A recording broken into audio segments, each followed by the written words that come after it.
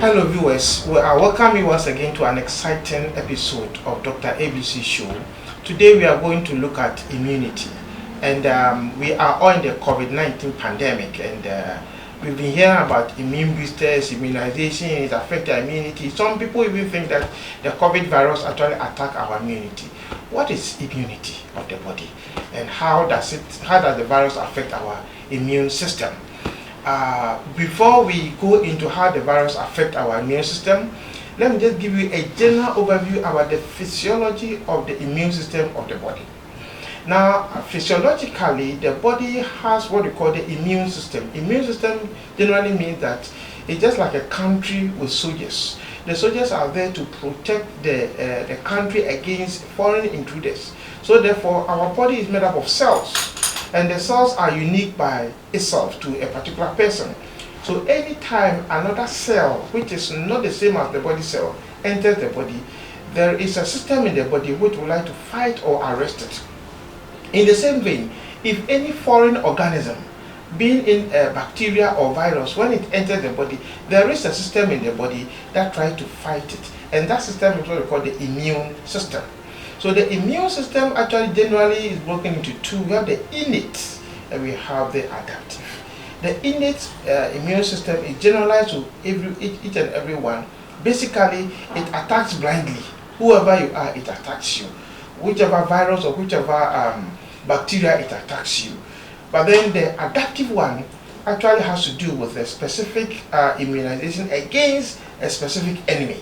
So the innate one, generalized enemy, whichever enemy it is. The adaptive one has a specific enemy, and that actually comes in when a person has undergone an invasion or by a bacteria or by any other pathogen and has recovered. The body has a memory that stores it. So at the end of the day, anytime that organism is coming, the body can fight it. So generally the immune system has to do with protection against disease.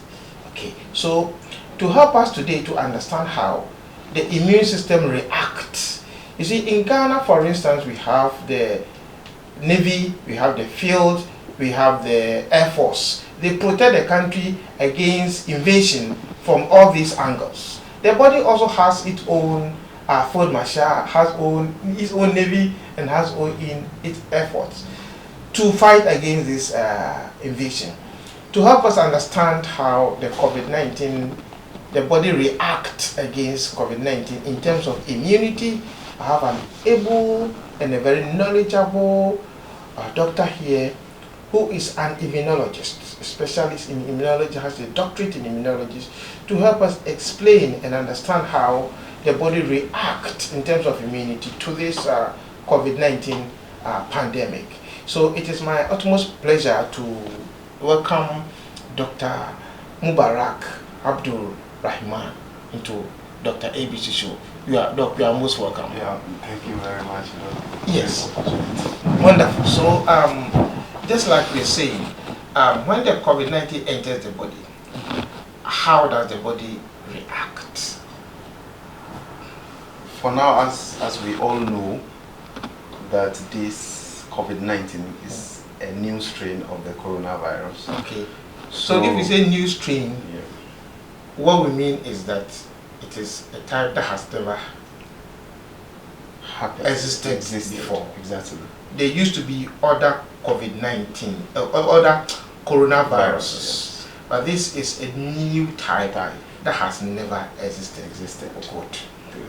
So this point is very relevant to our explanation. Okay. So that's why I started with it. That it's a new strain of the coronavirus. Okay. Because it's a new strain, much is not known about its relation with the immune system. Okay. So for now, we are just basing our knowledge on the general immunity to virus. Okay. Okay. Unlike the case of HIV, okay, that we know it specifically targets the CD4 T cells. But this new strain. So the CD40 cells are the. So we will explain that later in the show. Okay. So the CD4 cells are actually the central cells when it comes to the immunity, immune response. Okay. So with the COVID-19, the virus, we don't know specifically which of the immune cells it attacks. And moreover, because much is not known about this COVID-19, now there is another twist to the whole mechanism of this COVID-19. You know, initially, everybody was thinking about it affecting the respiratory system. Okay. But some autopsy report is also showing that it's more of immune complexes. It's more of DIC, disseminated intravascular coagulation. That this is what is rather killing than even the respiratory disseminated intravascular coagulation. Can you explain it a little? So that has to do with clotting of blood. Your platelets will clot, and once they clot, they are capable of blocking your blood vessels. So that will impair perfusions to other organs, and eventually that will lead to those organs failing. So that's why sometimes when they put a new ventilator, they die because the perfusion is impaired. It's impaired, so the cells are capable. So much is not known. So what we'll do here probably is to talk about a general mechanism of immune response to virus. Wonderful. I like your honesty very well, because people are just trying to come out boldly as if they know everything, but I like your honesty. And like I like experts when they are talking. They will surely give you exactly what the hook is. Okay, thank you. So when it comes to immune response to virus in general, as you rightly started, that the immune system is broadly classified into two. But also, to make these points clear, most people thought the innate and adaptive immune system work separately, but no, they work together. Complementary. They work simultaneously. Just that the adaptive immune response is slow. So it's like the innate are the frontliners. So they will see and then send a signal to the adaptive to respond. Okay. So with the innate barriers, they are the barriers we are born with, naturally protecting us from any infectious pathogen. You take something like your skin, your mucous membrane that produces mucus, the normal physiological temperature. All these are part of innate immunity. Okay, so the temperature rise is also an immune response. It's a good immune response. So our normal body temperature, which averagely is around 37 degrees, is also a good immune response. So the microorganisms, temperature, nutrients, and pH is essential to their survival. So when you have a pathogen that is able to invade your system. If we say a pathogen, it could be a virus, a disease-causing organism. So it could be a virus, it could be a bacteria, it could be a fungi. When you have these pathogens that enters your system, what it means is that your 37 degrees Celsius is okay for their survival. The pH is okay. So what the immune system does is it say, okay, you are able to survive within this 37. Okay, I'll raise it to 48. So it's raising the bar against the virus. So it's responding to make the environment uncomfortable for this pathogen. So what it means is that this high temperature that is being recorded as an index of somebody having the COVID-19 is actually not a sickness, but it is the body trying to help itself. It's healthy to fight the virus. But the problem with the innate immune system is that it's not specific. So as it is mounting a response against the pathogen, it will end up destroying the host itself. Because the host can also tolerate that temperature. So that's why there is feedback mechanism. Exactly. That's why there's a need to control the fever. But then fever is a good immune response. So that is why you manifest. So the symptoms you are showing is actually an immune response. It's an adaptation, adapting you, helping you to fight the pathogen. So not that it's not a sickness. It's not a sickness. It is really your immune response. But the damage that response could cause to you is the reason why that response needs to be controlled. Okay. So innate immune response generally are not specific in their response. Okay. But the adaptive immunity, they are very specific in their response.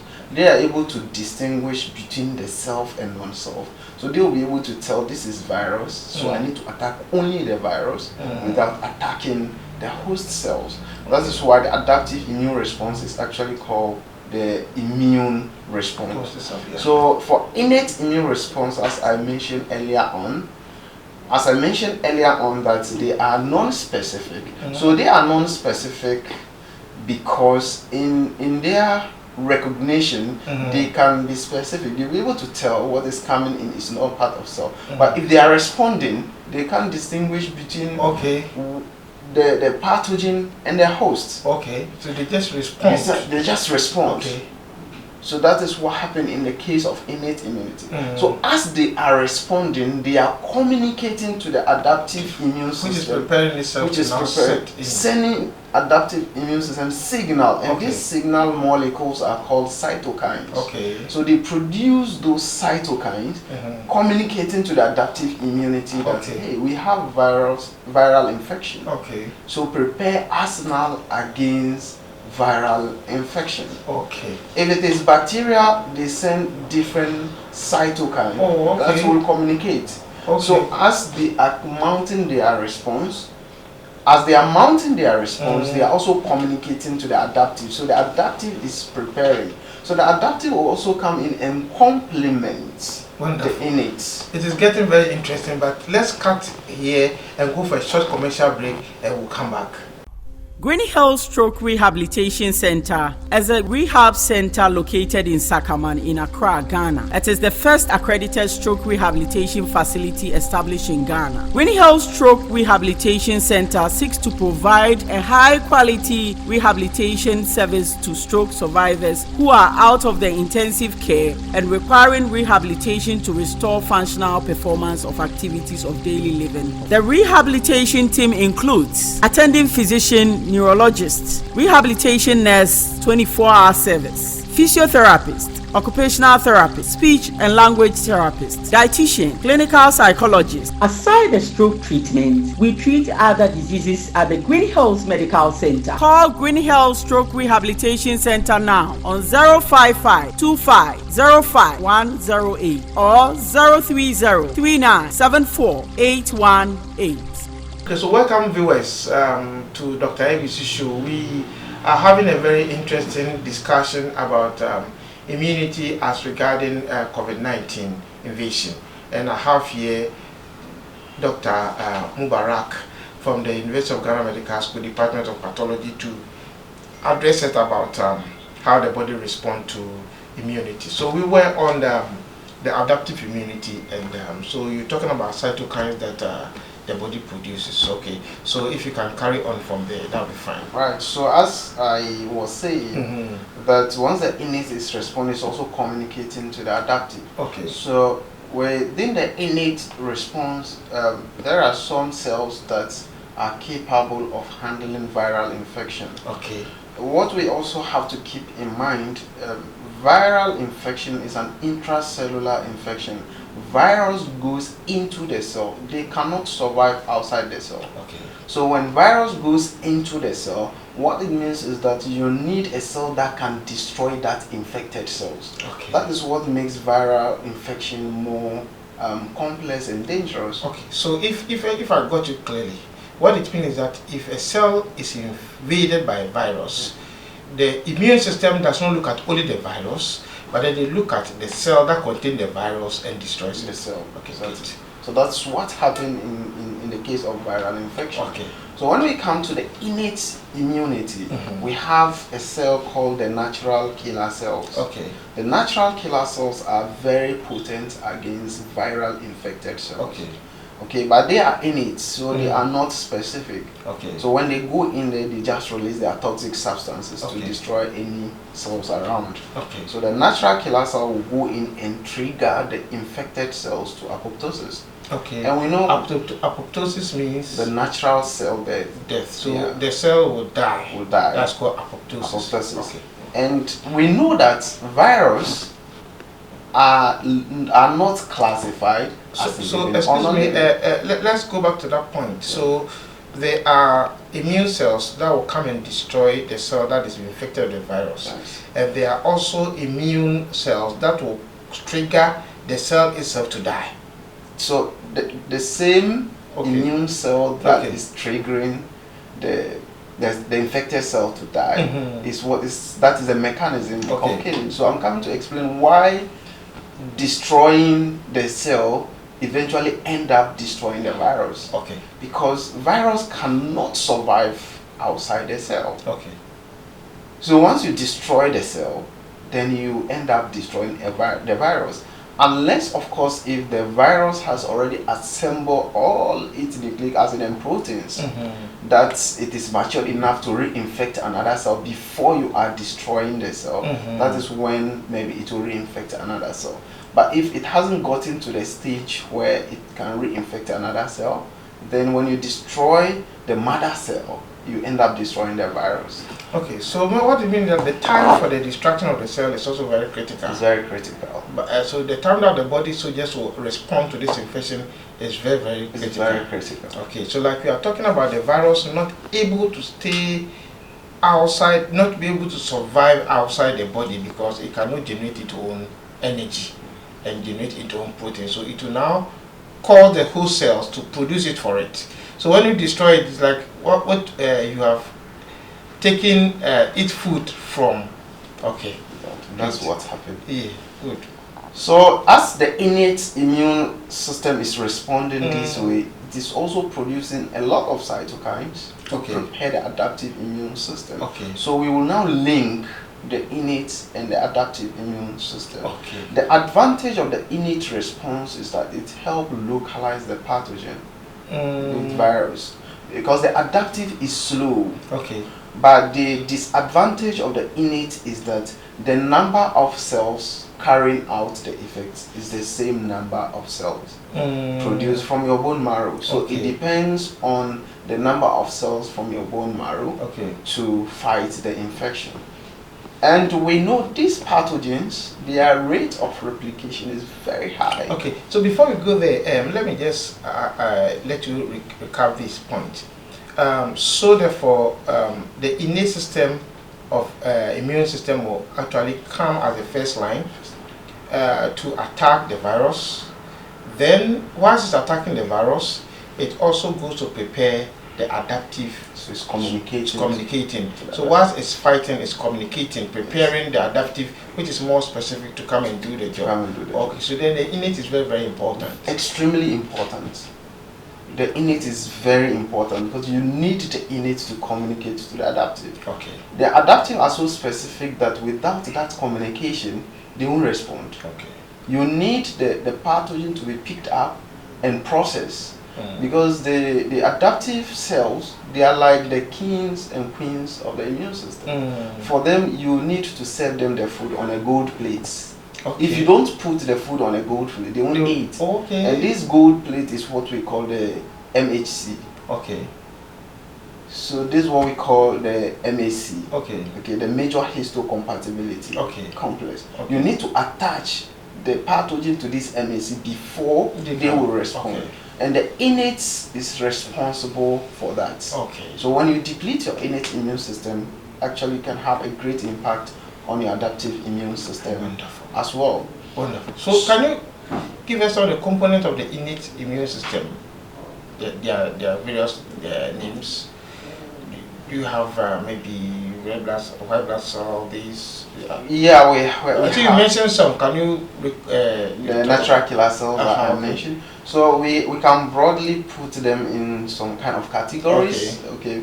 We can look at it anatomically. Okay. With anatomically, we can look at the skin and the mucous membrane. Okay. So when you take the skin alone, it's a good innate barrier. Okay. Because you look at the anatomy of the skin prevents the entry of most pathogens. Okay.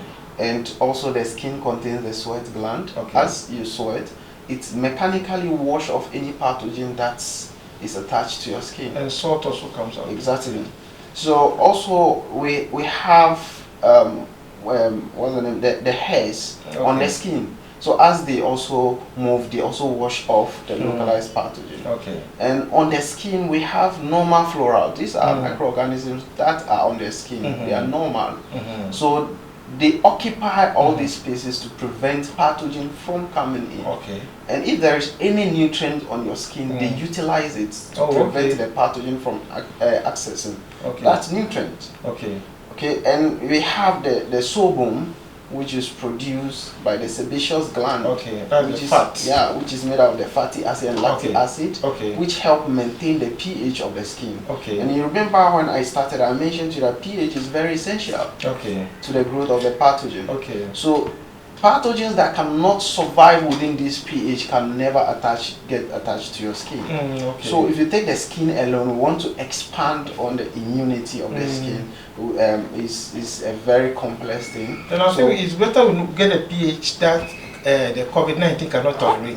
Right. So for now, we are still. That is why you are using those alcohol-based sanitizers and other stuff, which I think the microbiologist will explain this better. So when we look at the other anatomical barrier, we can look at the mucous membrane. So if you look at the mucous membrane, the mucus you produce is actually an immune response. So hold on, viewers. If we talk about pH, we are looking at how acidic your skin is, how acidic or basic it is. That's the pH you're talking about.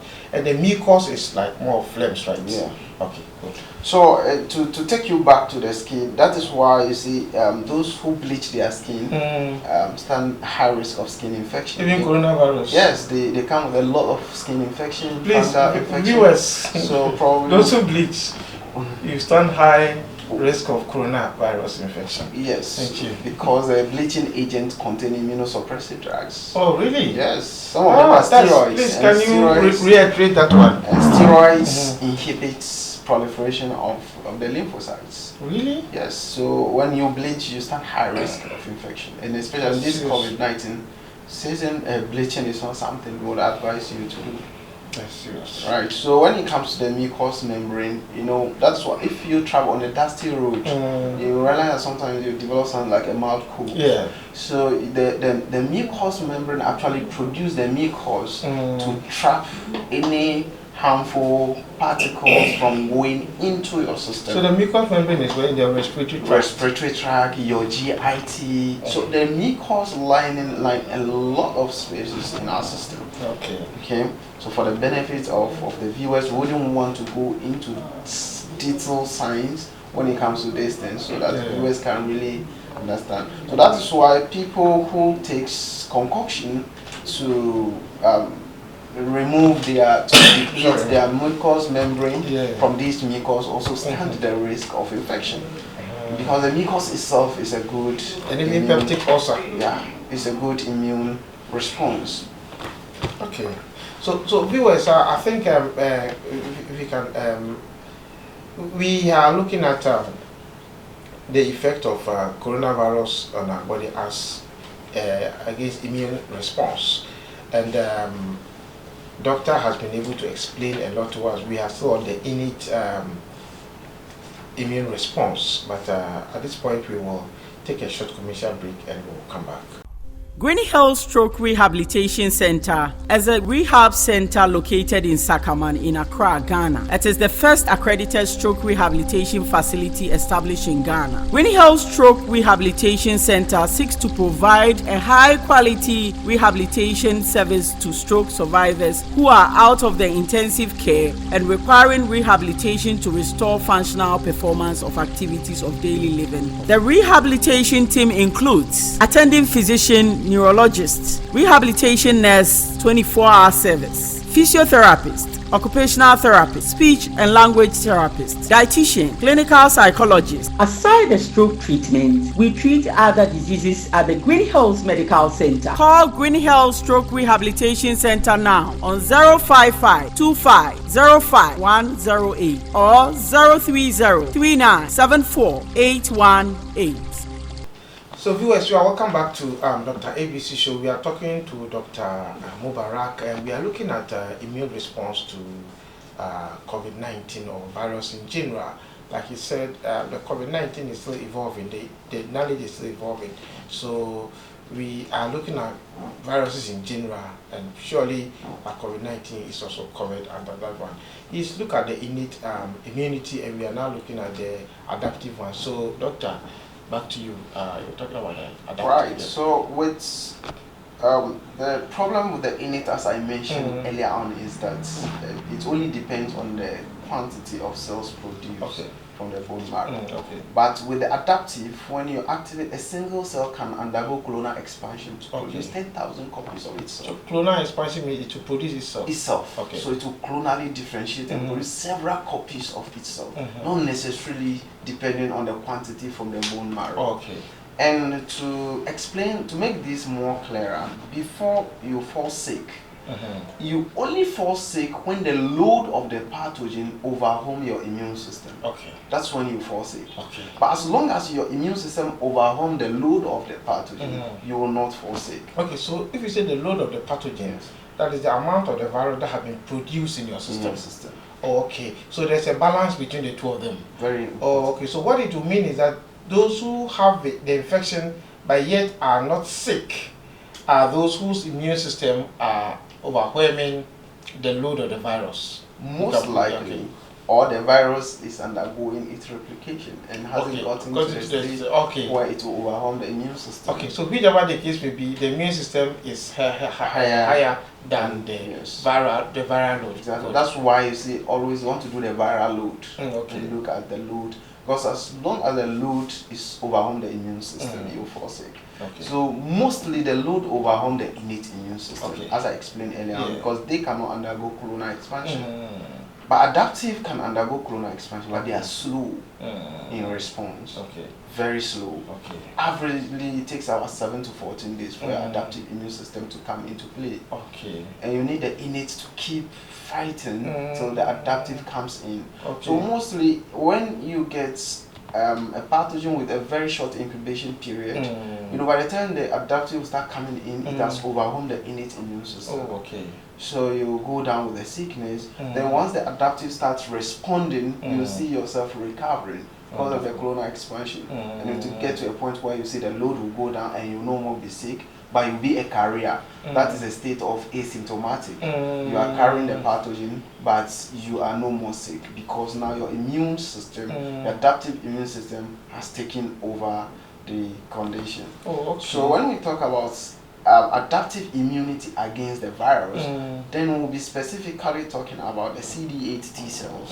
So the CD8 T cells, these are cells that are responsible for the intracellular infection, not only virus. So any infection that goes into the cells, the CD8 T cells in the adaptive immune system are responsible for that. And that arm of the immune system is called the cellular arm of the immune system.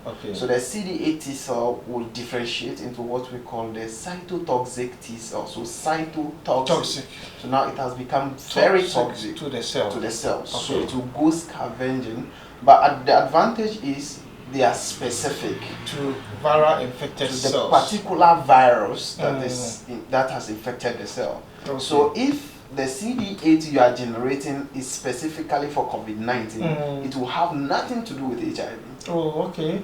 So it will go specifically and attack COVID-19 infected cells. I'm going to give us more. Yeah, because the innate has already communicated to it as to what has come in. So once it's primed, then it's go around looking for that infected cells. Because the MAC is on almost all cells, especially the class 1. We won't go into detail for the benefit of the viewers. So the viral particle will be attached to the infected cell. That will signal this cytotoxic T cell that, look, I'm infected with this particular pathogen. So it won't go around looking for another virus, but rather will be specific to the COVID-19 virus. That's how it works. And once your adaptive immune system is activated, some of the cells that will undergo clonal expansion, some will differentiate into memory cells. Memory cells. Memory cells. So they will keep a memory of the COVID-19 because this is the first time you are coming in contact with this COVID-19. So this explains why there's high rates of death in this COVID-19, because it's a new strain and it's new to our immune system. So there's no memory. There's no memory. So our immune system is slow in responding to it. So when you have the adaptive immune system coming in, then you get immunity against this COVID-19. And there's no need to get panic. But then if you have your... So let me just ask a question there. So in case a person has gotten the COVID-19 infection and has been treated or has recovered, that person will have the memory cells. Memory cells. Okay, so if the person gets infected again, that person has a chance of recovering faster than a person whose system is naive. To that COVID. Exactly. Okay. So that's what happens. That is why some diseases, if you get it once, you can't get it again. Because they have strong memory. Like chicken pox. Your immune system keeps... It's not that you can't get it again. You are exposed to it, you get it, but your immune system... is so strong. It's because it has seen it before. So within the shortest possible time, it will clear it, preventing from getting to the load where you will become ill. So like you said, if you get chicken pox once, you don't get it again. It's not that you don't get it again. Yes. You get it, but your immune system has been built up against it such that it will not survive. It will not survive, and it will not get to the load where it can. This education is very important. Yeah, that is why you see, even malaria, you will say you are immune. But where you have some immunodeficiency condition, you are stressed, you see yourself manifesting. Yes, you carry malaria parasite always. Because your immune system is down. So that is why in this COVID-19, if you are able to maintain your immune system very well, and your innate immune system is able to hold the virus for your adaptive immune response to start responding, then you will be in a state of asymptomatic and later clear the virus. Oh, wonderful. So that's why it is recommended that boost your immune system. Keep your immune system. So that will lead us to our next episode about how to boost our immune system, and also what we call immunosuppressors. What are the things that can bring down our immunity? Then we also look at how to boost our immune system, because as we prevent the infection, we also need to work at the other side of our body, being able to fight this, and so that in case accidentally we get it, we will still not be overwhelmed by the viral load. That's a very significant one, and I think it's a very good point. So can you wrap up and just tell us, because we are looking at the general immune response to virus. So can you just give us a recap? Yeah, so basically with immunity to virus, as I mentioned, in the innate immune system, you need all your innate barriers. You need all your innate barriers. And when it comes to adaptive immune response, we are looking at the cytotoxic T cells, the cellular arm of the adaptive immune system. They are very effective in clearing the virus intracellular. Although the humoral arm will also respond, but you need the cellular arm that will be very effective against this virus. That is a very interesting subject that we have covered so much. You have really educated us about this COVID. So viewers, it's been a very interesting time to discuss immunity against COVID-19 with Dr. Mubarak. We began looking at the immune system, looking at it from the two arms, and he has explained the innate and the component of the innate. And also he has explained the adaptive and the component of the adaptive, and where we even keep a memory cells, whereby in case of secondary infection or any time there is reinfection, the body should be able to handle it. I think I will say that you have to watch our next episode, where we are going to talk about immunosuppressors. What are the things that you do to suppress yourself for this COVID-19 infection? Then we also look at how to boost our immune system against this. Thank you so much, Dr. Mubarak, for coming on Dr. ABC show. Thank you so much. See you next time.